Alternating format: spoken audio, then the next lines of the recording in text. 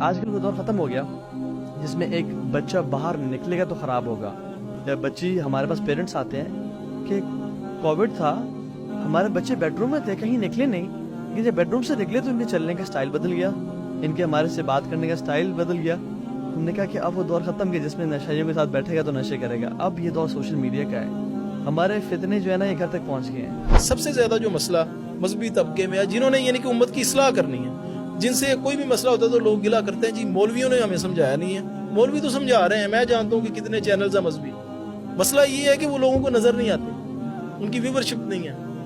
اس کے پیچھے آپ کی نظر میں جو بھی مسائل ہیں وہ آپ ناظرین کو بتائیں. اکثر لوگ کہتے تھے کہ آپ اپنی یا نیو مسلم سٹوریز کو تو سامنے لے کے ہیں, ذرا پتہ تو چلے. تو میں اس خدشے سے کہ یہ ریاکاری کے زمرے میں آئے گا, میں ویڈیوز وغیرہ سے اوائڈ کرتا تھا.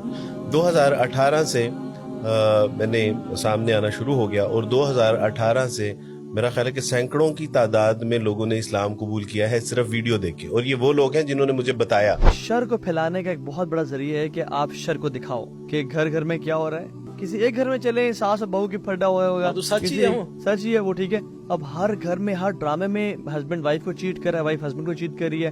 ایسا محسوس ہوتا ہے کہ یہ تو شاید پورا معاشرہ اس پہ بیسس پر. تو ابھی آپ کیا سمجھتے ہیں, کیا خیر کا کام چھوڑنے کی وجہ سے ہمارے اوپر یہ جو اتنے مسائل ہیں ان کا شکار ہیں, یا ہمارے اپنے بھی گناہ ہے؟ تھا بھی اس کا ایک کلائمیکس وہ یہ تھا کہ انہوں نے ہوا میں بائبل کو لہرا کے کہا تھا کہ ہم اس کتاب کے رب کی قسم کھا کے کہتے ہیں کہ اگر کبھی ہمیں یہ انتخاب کرنے کا موقع دیا گیا کہ ہم اپنی مرضی سے حکمران منتخب کریں تو ہم مسلمانوں کا انتخاب کریں گے. یہ جو توڑ پھوڑ کرنے والا طبقہ ہے, اس کو دیندار کہنا یا مسلمانوں کے ساتھ جوڑنا, کیا یہ زیادتی نہیں ہے؟ ہمیں تو اس کے اوپر کلیم کرنا چاہیے نا کہ ان سے پہلے کلمے سنے پہلے آپ. میرے والد صاحب نے ایک ٹائم پہ نا میں نے نوٹس کیا مسجد نہیں جا رہے تھے, حالانکہ مسجد بقاعدگی جاتے تھے وہ.